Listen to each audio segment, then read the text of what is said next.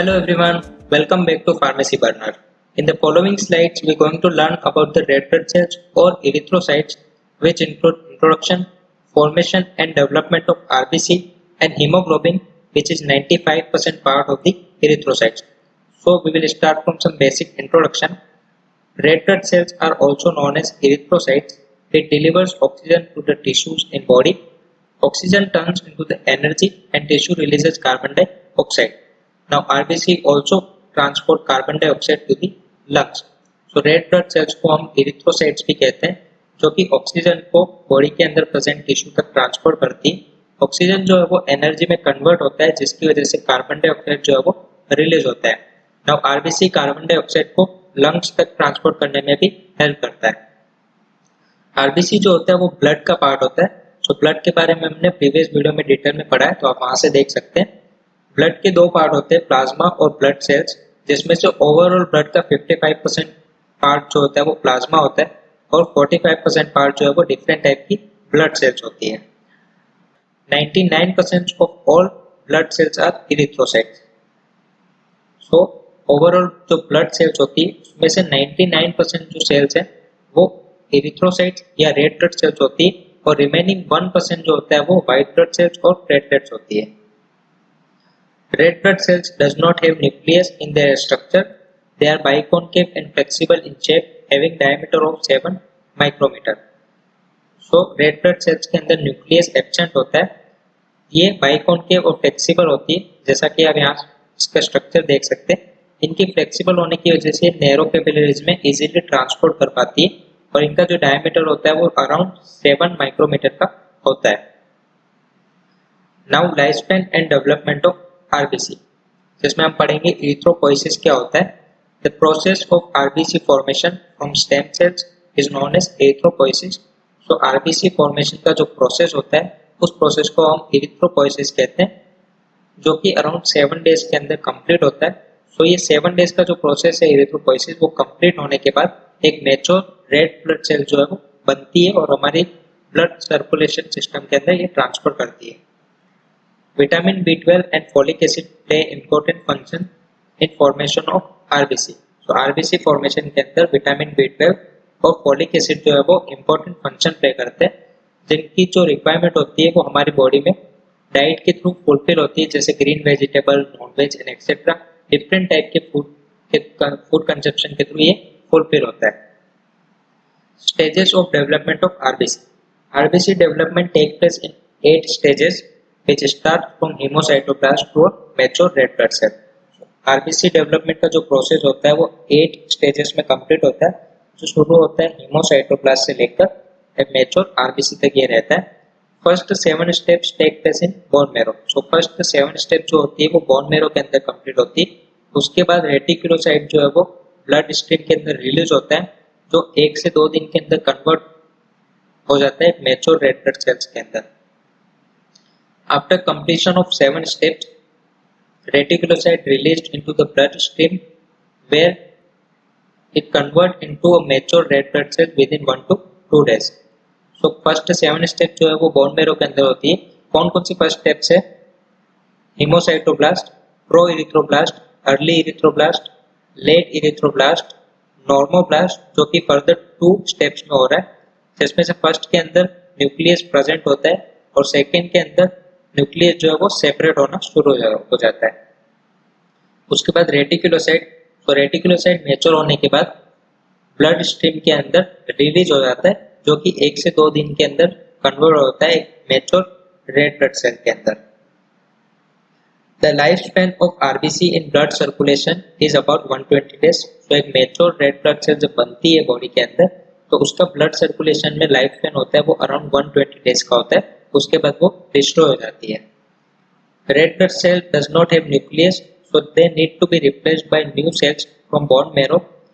Number of RBC remains constant as they are produced and destroy in the same rate. So RBC के अंदर nucleus absent होने की वजह से वो फर्दर न्यू आरबीसी में कन्वर्ट नहीं हो पाती.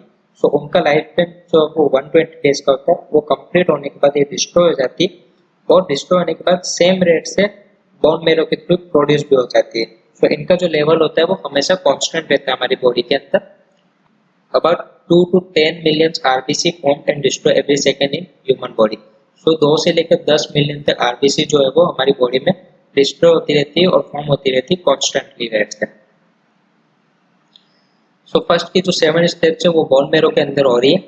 कौन कौन से स्टेप्स है तो haemocytoblast, proerythroblast, early erythroblast, late erythroblast, normoblast जिसको इरिथ्रोब्लास्ट भी कहते हैं. सो नॉर्मोब्लास्ट जो है वो फर्दर 2 स्टेप में हो रही है, जिसमें से फर्स्ट स्टेप के अंदर न्यूक्लियस प्रेजेंट होता है. सेकेंड स्टेप के अंदर जो न्यूक्लियस होता है वो सेपरेट होना शुरू हो जाता है. उसके बाद रेटिकुलोसाइट जो है वो मैच्योर होके ब्लड स्ट्रीम के अंदर रिलीज हो जाता है, जो कि 1 से 2 दिन के अंदर कन्वर्ट होता है एक मैच्योर रेड ब्लड सेल के अंदर. सो बोन मैरो कहाँ पे पाया जाता है तो बोन मैरो डिफरेंट टाइप की बोन्स में होता है, जैसे लॉन्ग बोन्स, फ्लैट बोन और इरेगुलर बोन्स में होता है. एग्जांपल है इसके फीमर, कार्पस एंड रिब्स के अंदर ये मेनली पाया जाता है. It takes 7 days to form a complete mature RBC. So ये 8 स्टेजेस जो होती है वो अराउंड 7 days के अंदर कंप्लीट होती है और एक मैच्योर रेड ब्लड सेल जो है बनती है. और उनका जो लाइफ टाइम जो होता है वो 120 days का होता है. उसके बाद उसका हिमोलाइसिस हो जाता है. हिमोलाइसिस क्या होता है तो ब्रेकडाउन ऑफ आरबीसी, जो कि कहाँ पे हो जाता है, हिमोलाइसिस जो है वो स्प्लीन, लिवर और बोन मैरो के अंदर होता है. Now haemoglobin. हीमोग्लोबिन जो होता है वो आरबीसी का 95% पार्ट होता है, तो उसके बारे में पढ़ेंगे. Haemoglobin is a protein found in RBC that transport oxygen in the body and gives red colour to the blood. Haemoglobin जो होता है वो एक टाइप का प्रोटीन होता है जो कि रेड ब्लड सेल के अंदर प्रेजेंट होता है, जो ऑक्सीजन को ट्रांसपोर्ट करने का काम करता है और ये ब्लड को रेड कलर भी प्रोवाइड करता है. Haemoglobin level vary from person to person. Men usually have higher levels than the women. So hemoglobin का जो लेवल होता है वो पर्सन टू पर्सन डिफरेंट होता है. यूजुअली मेन के अंदर ये ज्यादा होते हैं comparison to women. So haemoglobin के अंदर क्या होता है तो उसके अंदर हीम होता है और ग्लोबिन होता है. हीम जो होता है वो आयरन पिगमेंट होता है उसके पास, और ग्लोबिन जो होता है वो ग्लोब्यूलर प्रोटीन होता है.